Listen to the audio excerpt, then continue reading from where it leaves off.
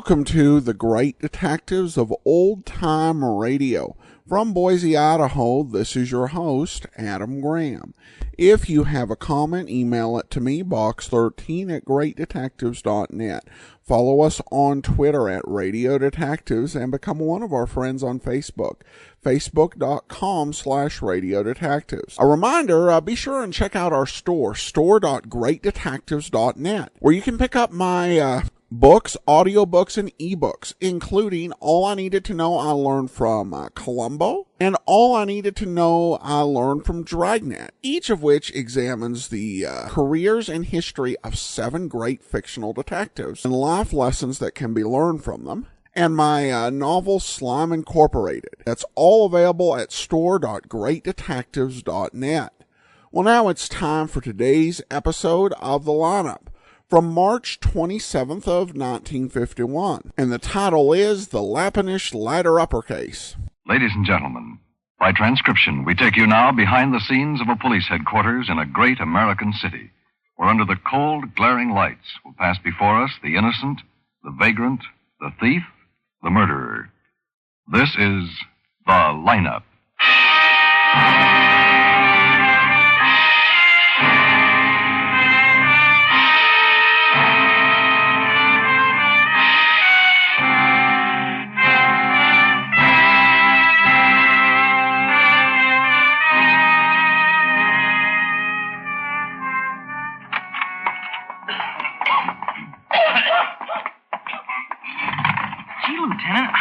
I was getting into all this. I thought all I had to do was to tell you what I saw in Whitegate Park last night. That is all you have to do, Sidney. Here, sit down. It'll only take a few minutes. We want to see if you can identify the man in the park who walked past the bench where you and your girl were, that's all. We picked up someone who fits the description you gave us. Oh, yeah, sure. Well, like I said, Lieutenant, Gloria, my girl that is, was repairing her lipstick when this guy sauntered by. Boy, imagine me putting a finger on a murder. Now, hold it, Sidney. May I have Just your look and attention, listen, please? huh? You people out there on the other side of the wire in the audience room, may I have your attention, please? Thank you.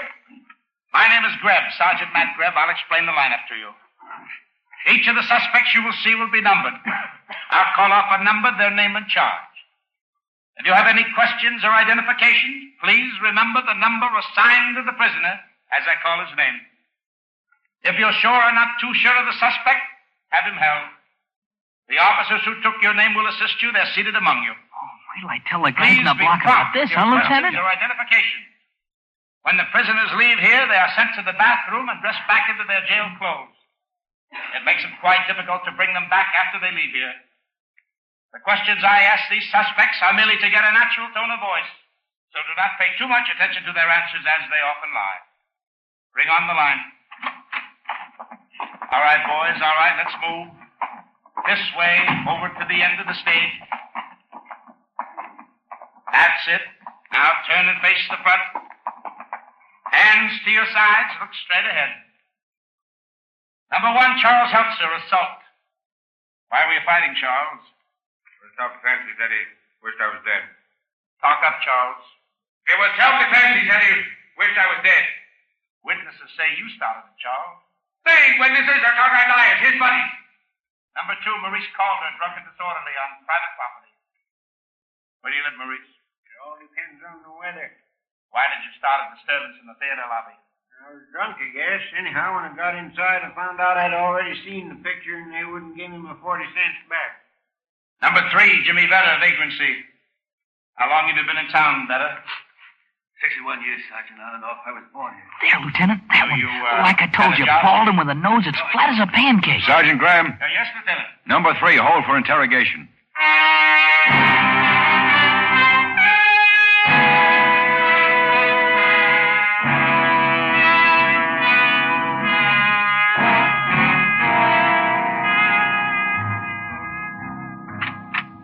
Okay, Vedder, right in here. I'll be back in a few minutes, Ben. Okay, Matt. Come in, Vedder. Sit down over there. Yes, sir. We want a few facts, Vedder. Early this morning, an unidentified woman of about 60 was found choked to death in the park. A nice-looking unidentified woman of about 60, Vedder. Nice-looking until she was strangled. So? So the coroner says she was murdered sometime between 9 and 11 last night. I don't get it, Lieutenant. This morning I'm picked up in an alley sleeping off a snoot food. Now this, where's the connection? A kid who was necking in the park last night, not 50 feet away from the dead woman. That's the connection, Vetta. A kid who read about the killing in this morning's paper and came in and gave us a description of the man he saw in the park at a little after 11. I still don't get it. Well, then try this. The description the kid gave us was a bald man with a nose flat as a pancake who keeps sniffing all the time. That, Vetta, is the reason we picked you up, not for sleeping in an alley. No. And just to make it all real tight, 5 minutes ago, the kid identified you in the lineup. No, that ain't so. He couldn't have. It was dark there in the park. Okay, Lieutenant, I was in the park, all right. I might as well save us both a lot of time and tell you the rest. You killed her, Vetta? A stick-up that got out of hand when she started to yell? No, Lieutenant. She was dead when I got there. Could I have a smoke, Lieutenant? Yeah.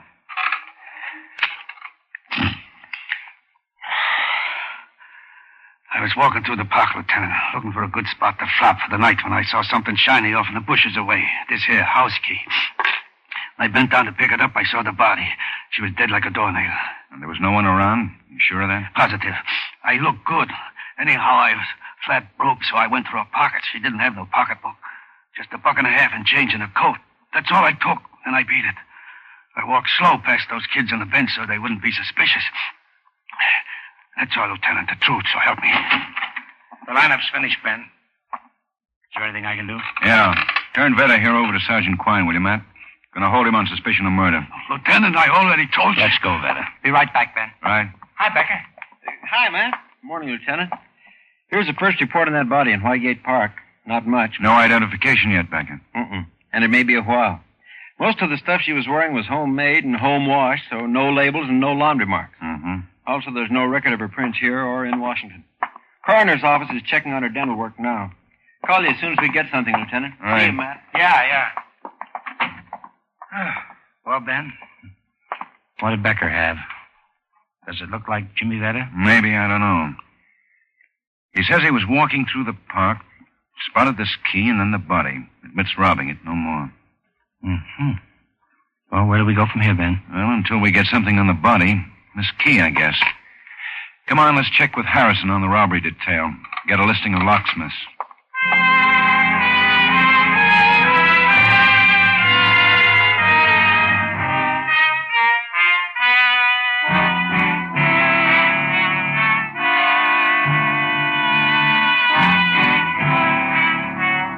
Lieutenant, you may be lucky at this key. Now, how's that, Harrison? One thing, the number punched on it by the locksmith who turned it out, this G104 here, is a local serial number. Mm-hmm. Get the name and address out of the file in a minute. But better than that, the key itself is for a Brasso Dunlap lock. They're pretty rare in this part of the country, so the locksmith may remember who he made it for. Of course, on a Yale or Master padlock wouldn't stand a chance. Well, don't locksmiths have to keep a record on each key they turn out, Harrison? No, Sergeant. Only keep a record when they make a key for a specific lock, not when they make a key for key. Let's see who G104 is. V, F, G, 80, 95, 1, 103, 104. Here we are. Wallerman Key Shop, 3920 South Clement Avenue.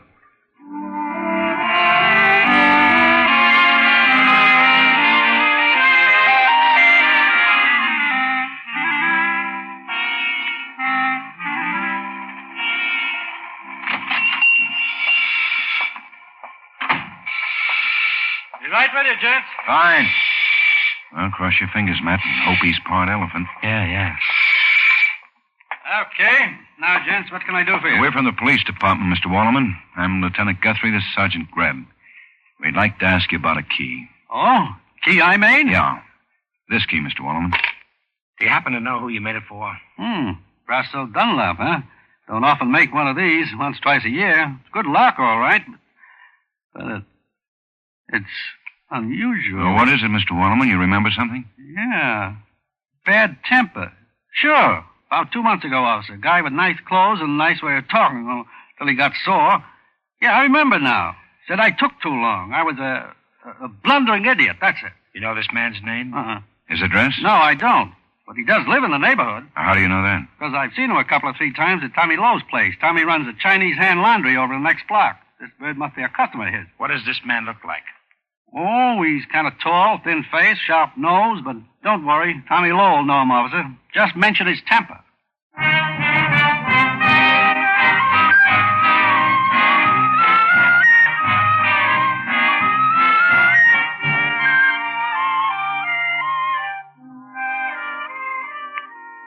Oh, yes, Lieutenant. No man you speak of very well. His name, Mr. Leonard Elster. He live 105 Duane Boulevard.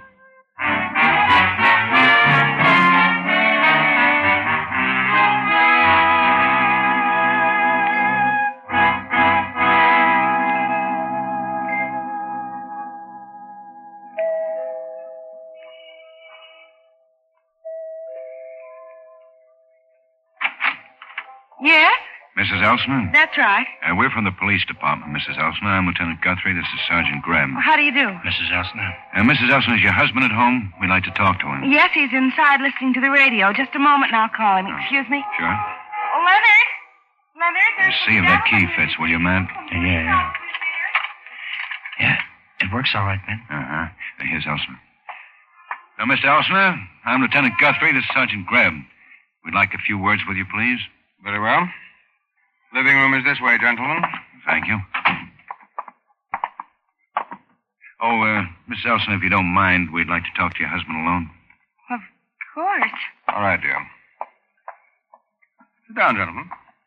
Frankly, I'm curious to know what this is about. Do you mind telling me? Well, it's about a woman, Mr. Elsner.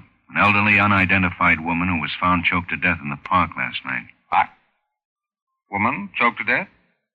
I don't understand. You want to talk to me about that? That's right. Tell me, Mr. Elsner, did you read about this in the newspapers? No, I haven't seen the paper today. Do you mind telling us what you did last night? I stayed home. All evening, Mr. Elsner? Yes, all evening. Now, what is this all about? Mr. Elsner, do you recognize this key? Of course. My house key. One just like it. Do you have your house key with you now, Mr. Elsner? I do, together with all my keys. Here. How many house keys are there? For everyone who lives here, I mean. 3, 4, 5, maybe. I don't know. They're all around. Why, does the maid have one? She does. At least she let herself in with one a few minutes before you arrived. And your wife, Mr. Elsner, she has a key, of course. Of course. Now, look here, enough of this. Why all these stupid questions about house keys? What, if anything, do they have to do with the woman who was strangled in Whitegate Park last night? Well, this key was found near the body, Mr. Elsner, and there were signs of a struggle. Which could mean that whoever killed the woman dropped this key.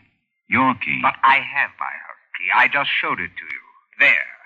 And I'm sure my wife does, too. And what about extra keys? Are they around? I couldn't say. House keys are famous for getting lost, Lieutenant. Did you ever lose one? Since you've been in this house? Yes. About 2 or 3 months ago. Where'd you lose it? Here, at home, in the street? I don't know. It wouldn't be lost if I did. Leonard, darling, your temper, please. Control yourself, please. I'm sorry. Excuse me.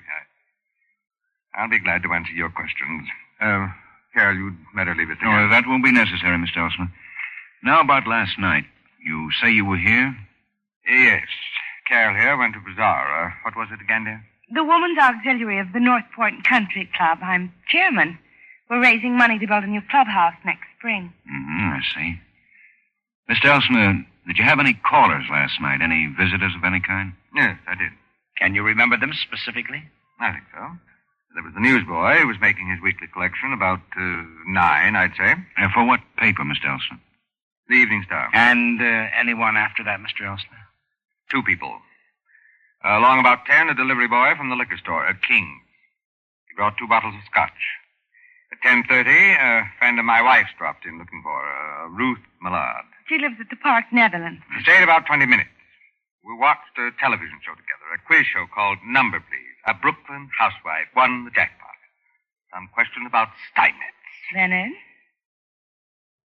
Gentlemen, at 11, I had a long-distance person-to-person call from a Mr. Saul Meadow, toy jobber in Des Moines, Iowa. I manufacture toys. Now, is there anything else? No, sir. Not right now, anyway. We'll be in touch.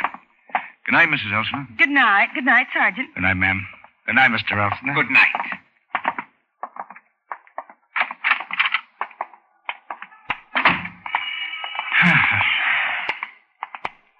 You know, Matt, Mr. Elstner said he didn't read about the killing in the paper. So?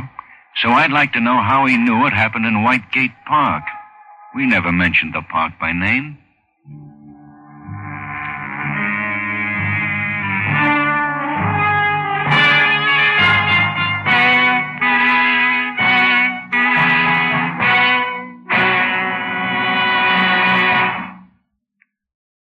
Next Sunday, CBS brings you an exciting, timely appraisal of the world situation and some of the answers when 10 top CBS correspondents are heard in a special broadcast entitled The Challenge of the 50s, Years of Crises. For the past month, these famous CBS reporters have been interviewing world leaders. On next Sunday's broadcast, you'll hear on special recordings what these leaders predict. Edward R. Murrow will be the moderator. Don't miss this unusual, significant broadcast, The Challenge of the 50s, next Sunday afternoon on most of these same CBS stations.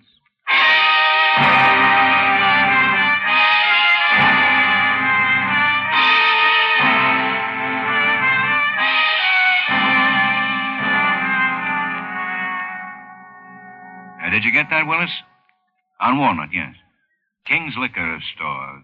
They're supposed to have sent 2 bottles of scotch to Elsner last night about 10:20. Yeah. And get a hold of the newsboy who collects for that route, will you? It's the Evening Star. Yeah, that's right. And put a tracer on a person-to-person call Elsner claims he got at 11 from a Saul Meadows in Des Moines. Yeah. I want every bit of that alibi check. Right. You know, Ben, personally, I think you're wasting your time. What, checking Elsner's alibi? Yeah, it sounds good to me. Too many people involved to be a phony. Well, we'll see.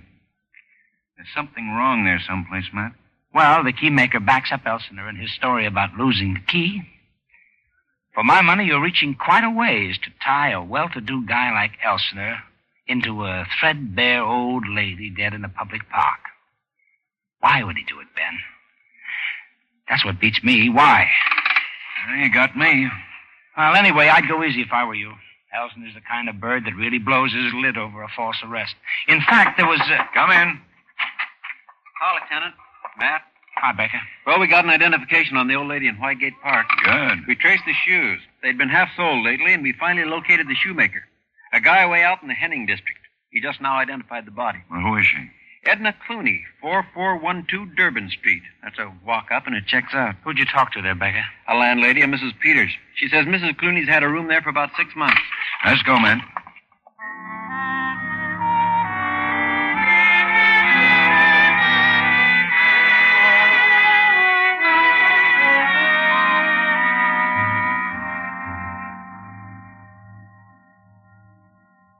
I just can't believe it.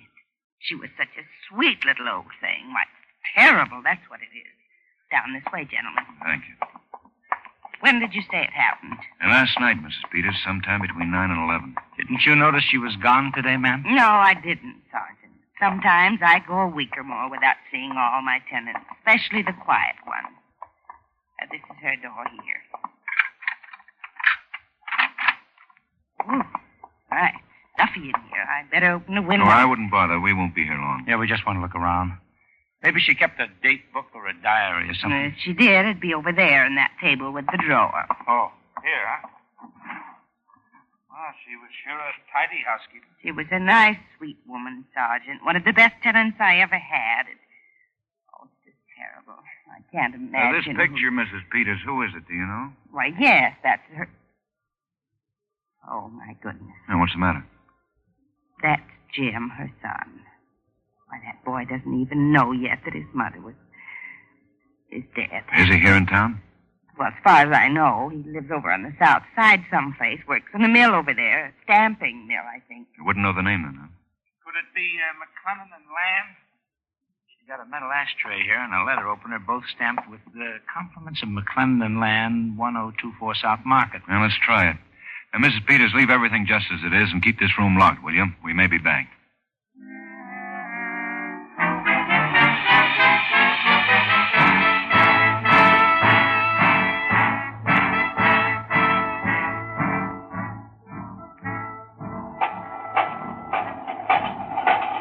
This must be him, Ben. You the fellas who wanted to see me? I'm Jim Clooney. Yeah, and let's go inside here, Jim. Out of this noise where we can talk. Go ahead, Jim. I'm Lieutenant Ben Guthrie. This is Sergeant Greb. I'm from the police department, Jim. Police? What do you want with me? No, wait. I'm afraid we've got some bad news for you. It's your mother. Mom? What's happened to her? She hurt? It's worse than that, fella. She's dead, Jim. Dead? It happened last Sunday night. Her body was found in Whitegate Park. Park? But how? She was murdered, Jim. Mom? Murdered? Who did it? We don't know. But maybe you can help us. Just answer some questions. Sure. Go ahead. I'm okay. What do you want to know? When did you see your mother last, Jim? Yesterday afternoon. About 1 o'clock, I guess. Buddy drove me out to her place.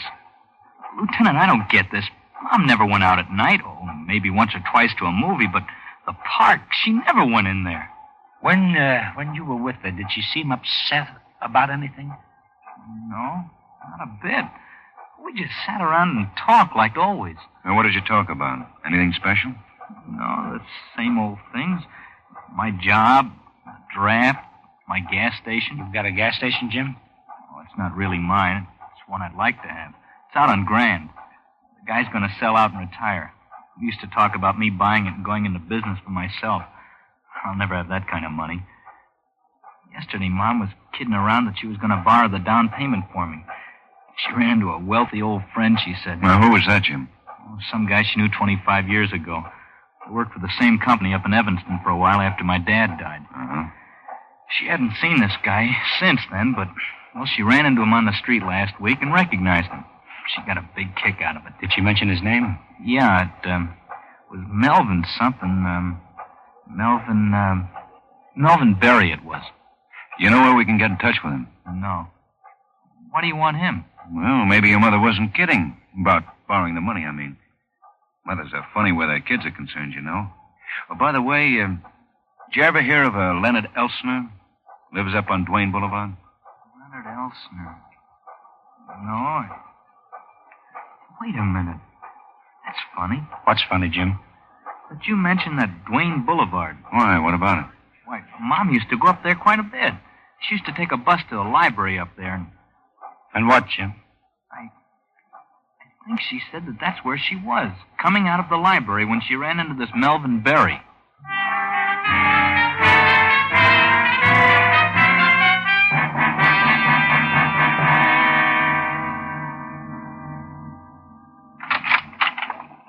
Say, Becker, you seen Lieutenant Guthrie? Yeah, about 30 minutes ago, Matt. He was on his way down to the file. Oh, okay, thanks. If they take the papers to the right person, they won't have Ben? Yeah, back here, Matt. Oh. Any luck? Yeah. We had to dig back into the desk for this one. Have a look. Melvin Berry escaped from state penitentiary February 1930. Uh-huh. Evanston had him for embezzlement. Tried and convicted up there in December 1929. Got 5 years. Nice-looking guy. Pretty dapper with that mustache. Matt, do you see what I see? Huh? No, I guess not. Well, look. Skip the mustache. Forget it. The eyes, Matt. The eyes. Holy smoke. You weren't wasting your time checking on that alibi after all, Ben.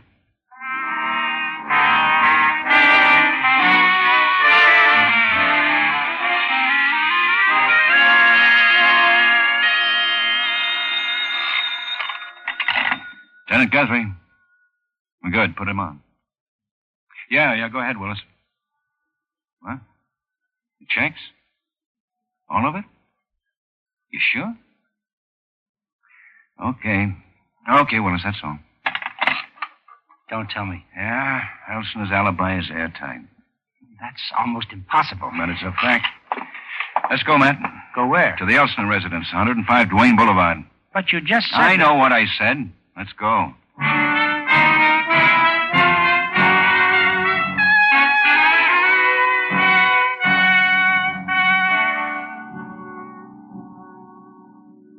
Now, look, Lieutenant Guthrie, when you fellows were here before, I I tried my best to cooperate. I know. But we found out a few things since then. We want to find out a few more. Like what? Well, for one thing, there are 4 parks in this city. That's an interesting bit of information. So how did you know the murder took place at Whitegate? You said you hadn't read about it? Neither of us mentioned Whitegate. By a perfectly natural assumption. That's the largest park in town. I simply assumed. For another thing, we had a long talk with Jim Clooney today. He's the dead woman's son. He told us how his mother ran into an old friend right out here on Duane Boulevard. She hadn't seen the man in 25 years. So what? If you've got a point, get to it or get out of here. Leonard. Leonard, please. I'll get to it, Mr. Elsner. The man's name was Melvin Berry. Leonard? Be quiet, girl. Go on, Guthrie. We checked on him. He was convicted of embezzlement up in Evanston back in 1929, escaped from prison in 1930. He was never caught. Of course, we have his picture in prints. It won't be any trouble. I don't know what you're talking about. If this is some crazy way of accusing me of murder, then arrest me. Go on. Nobody's accusing you of murder, Elsner. We know you didn't do it. Huh? But you... Of course not. You were home here. Your alibi checked all the way. That's right. But there are all the circumstances. We can't ignore them in spite of a perfect alibi. You know, Mrs. Elsner, a life like that Melvin Berry lives must be pretty miserable. Constantly afraid that the next time he turns around, somebody will recognize him. Always under a shadow of fear. No matter how successful he is, there's always the dread that sometime, someplace, someone will know him. Don't you think so, Mrs. Elsner? Must be even worse for a woman who loves a guy like that. Wouldn't you say, Mrs. Elsner? She could never escape it, could she? The more she stood to lose, like wealth and social position, the worse it got until finally... Until finally Edna Clooney was murdered. Edna Clooney ran up against a person like that just because she recognized an old friend who had a secret. She didn't know about the secret, but she did want to borrow money. That's all it took, wasn't it? The killer could only figure one way. Blackmail. Everything was ruined. Suddenly, all the fears and all the suspicions that had been piling up for years broke loose, didn't they? Didn't they? Yes. Carol, don't. Yes. Yes, Lieutenant.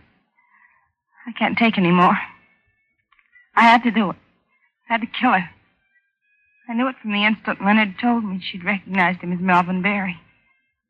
No other way out. No other way. I left the bazaar. Arranged to meet her in the park. When she said she wanted money, I grabbed her. Choked her. Leonard didn't know anything about it. Till you came in. With my keys. Okay. Give her some help, Elsa, until she gets hold of herself. And we'll all go downtown and put it on paper.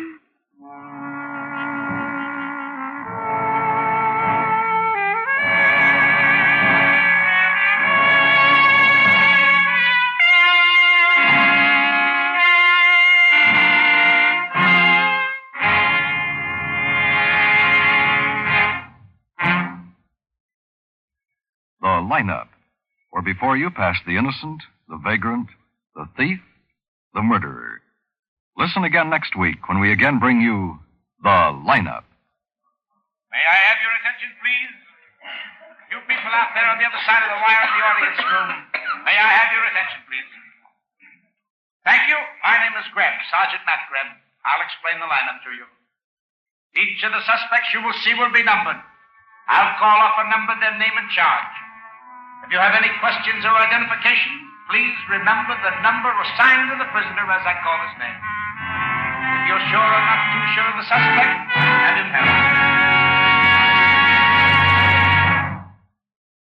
The lineup, starring Bill Johnstone as Lieutenant Ben Guthrie and Wally Mayer as Sergeant Matt Greb, is written by Gene Levitt and Bob Mitchell, with music by Eddie Dunstetter.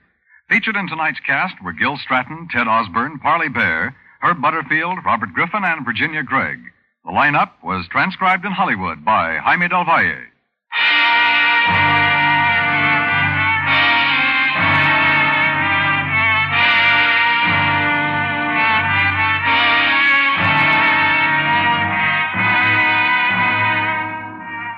The Big Pony postseason football game of the year, the Rose Bowl contest between Michigan and California, will be broadcast next Monday, New Year's Day, over most of these same CBS stations.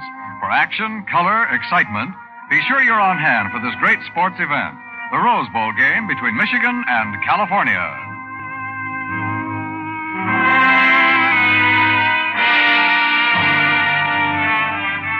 Dan Coverly speaking. This is CBS, where you find songs for sale every Friday night, the Columbia Broadcasting System.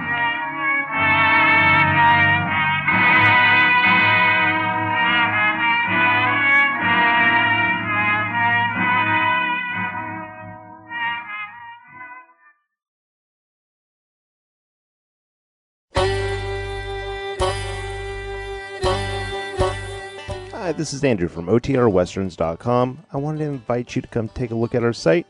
We stream live OTR Westerns 24 hours a day, 7 days a week, along with putting out podcasts of old-time radio westerns. Check us out at OTRWesterns.com. You're listening to The Great Detectives of Old Time Radio with Adam Graham. Now let's get back into the show.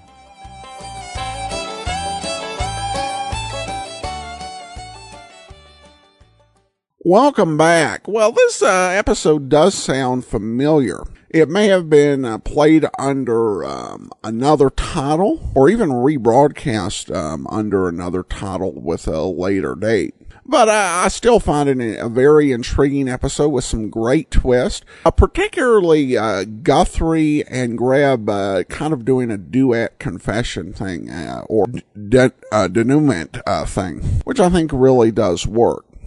Well, now we turn to listener comments and feedback. And we do have a comment from Lisa regarding episode 1936. Two things I want to ask and mention about the lineup episode from tonight. First, the Nash automobile seems to be featured in a lot of old-time radio detective shows.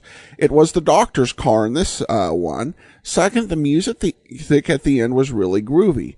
Kind of over the top like the Batman music from the 60s TV show. Love it. Thanks so much, Lisa. The first one is definitely true. The Nash was a very popular car in detective series.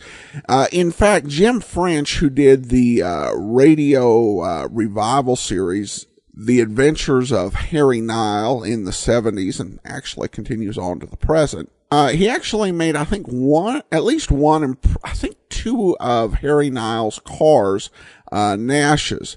Even though the series was recorded in the 70s, it was set in the 1940s and 50s. Secondly, the music is can be pretty fun on these Armed Forces Radio Service programs. When the radio programs were sent for the military to re-syndicate them, the commercial spots would be, as far as possible, removed. And so, to keep things on track, something had to be inserted. Now, sometimes it's educational PSAs. And those can be fun, but at other times it's a little bit of music. And it varies from program to program what type of music you'll get. With the Abbotts, it tended to be a very sweet melody. One of the great Broadway plays of the day. And with others, it tends to be a lot more swingy music. And with some, it's no music at all, just PSAs. I do agree that I like the music at the end of those. That's a nice feature of the Armed Forces programs. And then we have an email from Marky, who's back in the archives, but I shared the message because it was from the last time we were going back through the lineup. They write, my thoughts on episode 1570, the lineup. When you first started doing the lineup way back then, I had trouble with it. The cold, glaring sound of that organ, ouch. It didn't help that the early episodes had poor sound quality. I know that's not your fault, but it was hard to get into. So then you told us you found a few episodes. I wasn't too excited. Then it came on and I realized I'd missed this show. Funny how that happened. One more thing. In this episode, the crook had stolen money and used it to buy a car. When he was taken away, he asked to see his car. I worked at a Radio Shack for a while, and one night we had a shoplifter. The girl tried to take a cordless phone, but my manager saw her and wrested it away from her. Not what I suggest, but he did get it back. What I always thought was funny was what she said as they were struggling. It's mine. It's mine. People are funny. Indeed they are. Thanks so much for sharing, Marky, and hope folks are enjoying this revival of the lineup as much as you enjoyed the previous one. All right, that'll do it for today. Join us back here tomorrow for Richard Diamond. And next Tuesday, we'll be back for another episode of The Lineup. In the meantime, send your comments box 13 at greatdetectives.net. Follow us on Twitter at